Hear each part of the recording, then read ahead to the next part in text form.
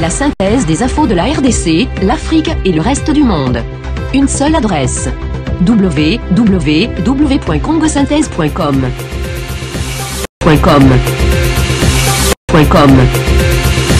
Antonio Guterres, c'est une illusion de penser que l'on pourrait rapidement fermer la MONUSCO. Un départ rapide des Nations Unies de la République démocratique du Congo est une illusion, a estimé mercredi le secrétaire général des Nations Unies Antonio Guterres. Les grands problèmes qui se posent sont surtout à l'Est, mais je crois que ce serait une illusion de penser qu'on pourrait rapidement fermer la mission.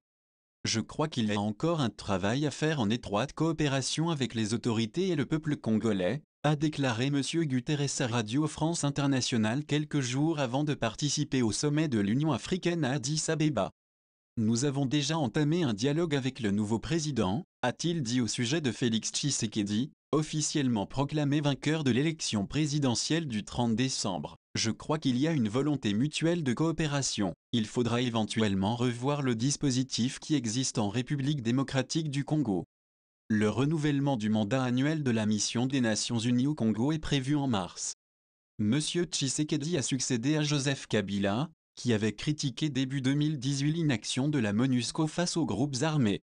Son ministre des Affaires étrangères avait ensuite demandé le départ de la MONUSCO à partir de 2020. Selon une source diplomatique occidentale, le Conseil de sécurité pourrait procéder à une légère réduction de sa force, 16 000 militaires et policiers. Il se donnerait ensuite quelques mois pour une évaluation plus approfondie de la situation. Ce qui reste à faire, avant de nommer un Premier ministre. 2 semaines après l'investiture du nouveau président de la République démocratique du Congo, l'opinion attend toujours de connaître le nom du nouveau Premier ministre. Analysant l'actuelle composition de l'Assemblée nationale, le constitutionnaliste, et tout nouvel élu à l'Assemblée nationale André Mbata, a expliqué jeudi à Radio Okapi que le choix d'un informateur s'impose, étant donné qu'aucun parti ou regroupement politique reconnu ne détient la majorité parlementaire. Le chef de l'État, Félix Tshisekedi, doit ainsi désigner un informateur pour identifier la majorité parlementaire, en vue de la désignation du Premier ministre, affirme André Mbata. Le chef de l'État, qui vient de prêter serment de respecter la Constitution, doit s'y conformer impérativement et désigner un informateur, pour identifier la majorité au niveau de l'Assemblée nationale, a-t-il dit, se référant à l'article 78 de la Constitution. Cette disposition stipule: le président de la République nomme le Premier ministre au sein de la majorité parlementaire, après consultation de celle-ci. Il met fin à ses fonctions sur présentation par celui-ci de la démission du gouvernement. Si une telle majorité n'existe pas, le président de la République confie une mission d'information à une personnalité en vue d'identifier une coalition. La mission d'information est de 30 jours renouvelable une seule fois. En voyant les chiffres de la CENI, aucun parti politique reconnu n'a la majorité à l'Assemblée nationale. Le CACH, qui a porté la candidature de l'actuel président, Félix Tshisekedi, la MUCA, qui a soutenu la candidature de Martin Fayulu, ou le FCC, plateforme d'Emmanuel Ramazani, ne sont pas reconnus à l'Assemblée nationale. Là, on ne reconnaît que les partis politiques et regroupements enregistrés au niveau du ministère de l'Intérieur, a fait savoir André Mbata, professeur de droit constitutionnel à l'université de Kinshasa. Selon lui, il faudrait aussi attendre la validation des mandats des députés nationaux, avant la désignation d'un informateur qui identifierait la majorité au Parlement. Mercredi 6 février, le bureau provisoire de l'Assemblée nationale a mis en place 26 commissions, représentant 26 provinces de la RDC. Ces commissions ont pour but d'étudier chaque dossier des élus nationaux, et présenter un rapport lors de la prochaine plénière en vue de la validation de leur mandat. Modeste Bahati met fin à une fausse polémique. Le ticket à FDC-UNC est la résultante de l'accord de gestion commune de la RDC par le FCC, et CACH, argumente l'autorité morale de la FDC. Le président national de la FDCA, Modeste Bahati Lukwebo, a tenu à fixer l'opinion par rapport à une fausse polémique née du ticket à FDC-UNC, pour la conquête du gouvernorat du Sud Kivu. L'autorité morale de la FDCA explique que cette alliance est le résultat de l'accord passé entre le FCC et CACH, pour co-gérer le pays. S'agissant des provinces, il y en a où le candidat gouverneur vient de l'UDPS avec un colistier FCC, et d'autres où c'est le FCC qui présente le candidat gouverneur avec un colistier UDPS ou UNC, cas du Kasaï oriental et du Sud Kivu. Il n'y a donc pas d'alliance spécifique entre la FDC et le Cash. La FDCA reste membre du FCC, écrit Modeste Bahati. On rappelle que la FDCA de Bahati est la deuxième force politique après le PPRD en termes de sièges à l'Assemblée nationale, avec 41 députés, mais occupe la tête du peloton s'agissant des députés provinciaux où il a 68. Un gouvernement de 36 ministres et 9 vice-ministres en gestation.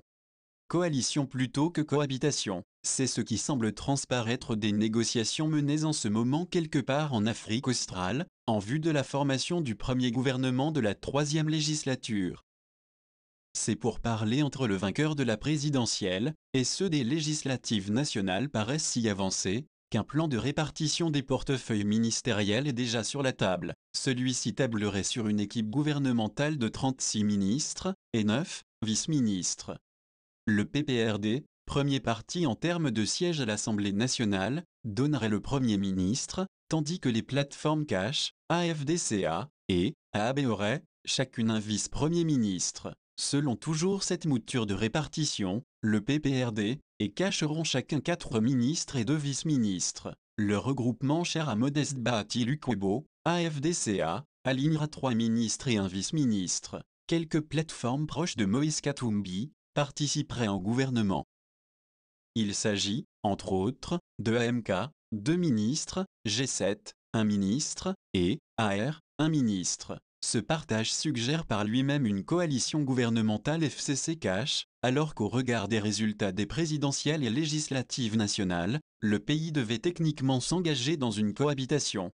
À savoir que le président Félix Tshisekedi devait composer avec un gouvernement d'un autre bord politique, en l'occurrence le FCC. La cohabitation comme les Français la vivent chaque fois que la majorité présidentielle diffère de la majorité parlementaire. Dès lors, on comprend mieux l'appel à la coalition de l'ancien président Kabila, dans son ultime adresse à la nation, à la juste veille de la prestation de serment de son successeur. L'on comprend aussi la démarche conciliante du nouveau chef de l'État, qui n'a de cesse d'appeler au rassemblement des Congolais, et de rassurer qu'il n'y aura pas de chasse aux sorcières. Au demeurant, au regard des défis himalayens que le pays a relevés et aux menaces sur sa cohésion, la formule coalition paraît être la réponse idoine par rapport aux 2 contraintes sus-évoquées. Car, compte tenu des réalités africaines, plus spécifiquement congolaises, un régime de cohabitation présente le risque d'instabilité et de division. Dans sa situation actuelle, la RDC n'a vraiment pas besoin de se payer le luxe d'une énième crise politique. Elle a plutôt besoin de rassembler toutes les forces politiques en vue de relever le défi du développement. La success story, qui a commencé avec une passation civilisée de pouvoir, ne devrait pas s'arrêter en si bon chemin. Le gouvernement de coalition devrait consolider davantage cet élan républicain, qui a vu le jour le 24 janvier. Pourvu que les animateurs des 2 méga-plateformes politiques privilégient l'intérêt supérieur du pays. Félix Tshisekedi à Brazzaville. C'est le président Denis Sassou Nguesso en personne qui a accueilli, hier jeudi 7 février 2019 dans l'après-midi, à l'aéroport de Maya-Maya, son homologue de la RD Congo, Félix-Antoine Tshisekedi Tshilombo, au pied de l'avion qui l'a conduit de Nairobi à Brazzaville. Après le cérémonial d'accueil, les 2 chefs d'État se sont immédiatement dirigés vers le pavillon présidentiel, où ils ont eu leurs premiers entretiens. La présence du président du Congo-Brazzaville à l'arrivée du nouveau président de la République démocratique du Congo a fait tomber les zones d'ombre qui semblaient s'accumuler entre Kinshasa et Brazzaville, notamment à la suite de l'annonce de la participation du président Denis Sassou Nguesso dans la délégation de l'Union africaine, qui avait failli débarquer à Kinshasa au lendemain de la proclamation par la Cour constitutionnelle des résultats définitifs de la présidentielle du 30 décembre 2019, sous prétexte que la vérité des urnes aurait été occultée. Son absence à l'investiture du successeur de Kabila n'a fait que raviver la crainte d'un refroidissement des relations séculaires et multisectorielles entre les 2 pays. Mais l'honneur fait à Félix Tshisekedi par son aîné Denis Sassou Nguesso, en se mettant en première ligne de son comité d'accueil à l'aéroport de Maya-Maya, a brutalement mis fin aux spéculations. Détendus et devisant comme de vieilles connaissances, ils ont passé ensemble en revue la haie d'honneur avant de se diriger vers le pavillon présidentiel pour leur premier tête-à-tête. Les observateurs ont noté, entre les deux hommes d'État, un courant de sympathie caractéristique de leur connaissance de longue date. Il a également été constaté qu'entre Kinshasa et Brazzaville, les deux capitales les plus rapprochées du monde, les relations de bon voisinage n'ont pas pris une ride, en dépit d'épisodes parfois douloureux d'expulsion massive des Congolais de la RDC de Brazzaville, et plusieurs autres villes du Congo voisin. Comme à Luanda et à Nairobi, l'agenda de voyage du nouveau chef de l'État congolais a connu une modification de dernière minute à Brazzaville, où il a passé la nuit alors qu'il était prévu au départ qu'il puisse regagner Kinshasa hier. On signale que ce week-end, Félix Tshisekedi est attendu à Addis Abeba pour y prendre part au sommet de l'Union africaine, dont il sera l'invité spécial, puisqu'il va prononcer un discours, un privilège réservé à tout nouveau venu dans la cour des grands de l'Afrique. Félix Tshisekedi à Brazzaville. C'est le président Denis Sassou Nguesso en personne qui a accueilli, hier jeudi 7 février 2019 dans l'après-midi, à l'aéroport de Maya-Maya, son homologue de la RD Congo. Congo Synthèse. La synthèse des infos de la RDC, l'Afrique et le reste du monde. Une seule adresse. www.congosynthèse.com.